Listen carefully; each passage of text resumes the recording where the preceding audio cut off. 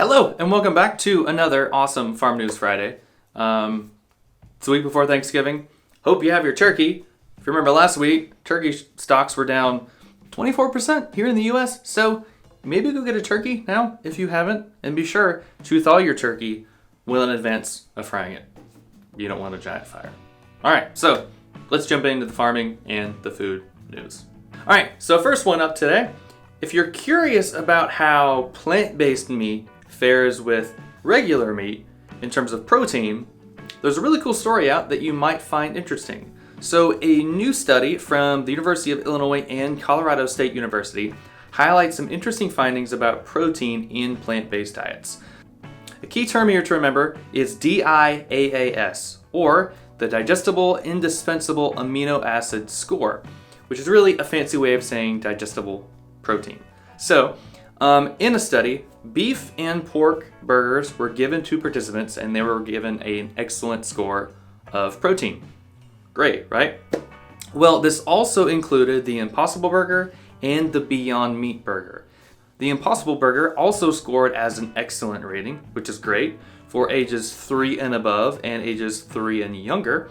But the Beyond Meat Burger scored an 83, which means it's good, it's an adequate, or it's a good source of protein, and it's not really good source of protein for ages 3 and younger. So, interesting findings. So they might not be there in terms of the quality and the taste of actually tasting just like beef or pork in this instance, but in terms of protein, they're pretty darn close.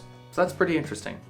So another interesting one about carbon markets. So when it comes to carbon markets and carbon sequestration, basically there are government agencies and companies that will literally pay farmers to capture carbon from the atmosphere and put it into the soil. They can do that through a multitude of things like no-till, cover crop, stuff like that. Basically, pulling carbon out from the atmosphere and putting it in the soil. More carbon in the soil means less carbon in the air and better overall health for the soil. That's a win-win, right? It gets a little interesting. Some farmers are actually saying that they're having issues taking advantage of carbon markets. The problem is that a lot of government agencies and corporations that are going to pay farmers to capture carbon will only do it if those farmers will do the carbon capture steps on land that hasn't used those before.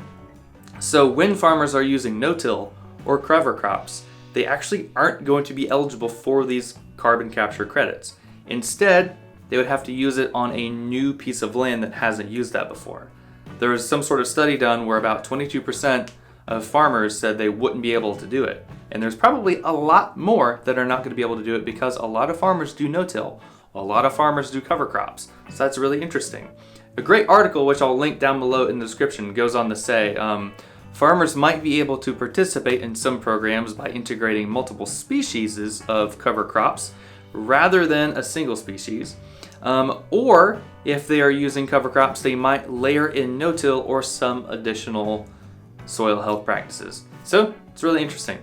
A lot of people are pushing for carbon capturing and paying for it when farmers have been doing it for a while. So pretty interesting. Okay, in food news, this is something that I want literally right now because I'm a huge fan of Reese's. Reese's unveiled a 3.4 pound Reese's cup. And you might have guessed it, it sold out online instantly. This would be a win-win for whatever Thanksgiving meal or whatever Thanksgiving celebration you go to. This would be a win-win on any dessert table. I mean, a 3.4 pound Reese's pie? What's not to love?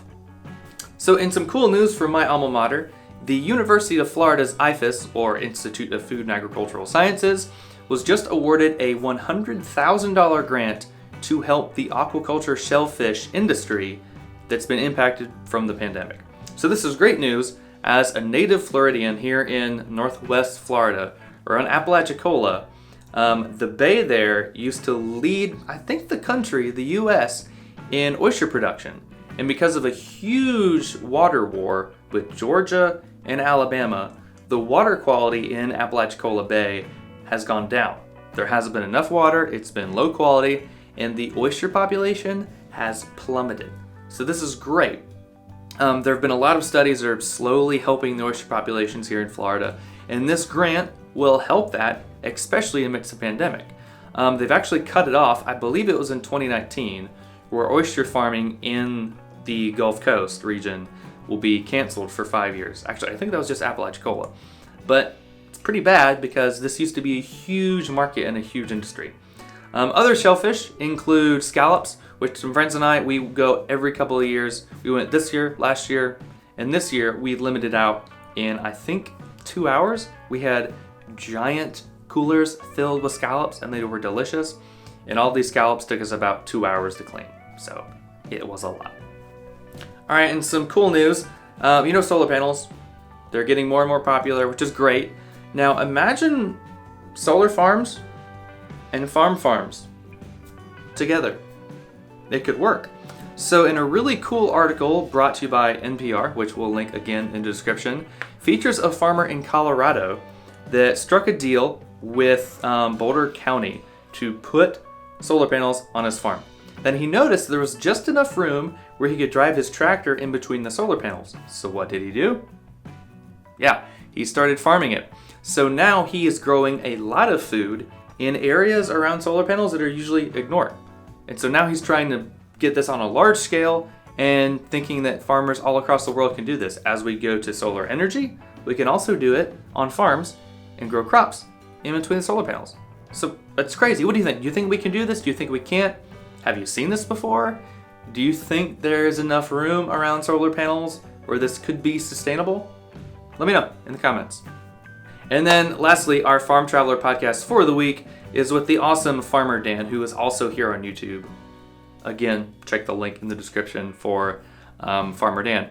He is a really cool farmer in West Texas. He grows milo, which you may or may not know is sorghum, and wheat. And so Dan and I had an awesome time chatting, learned about his background, the process of being a 7th generation farmer, being really active on Instagram, YouTube, and TikTok, and really just kind of showcasing what he does. So if you haven't already, go check out this podcast. It's in the description. And yeah.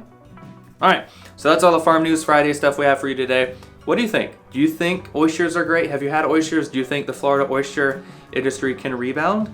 Or maybe you're one of those lucky souls that bought the Reese's pie that's 3.5 pounds. If you did, let me know. Love to have conversations with you in the description.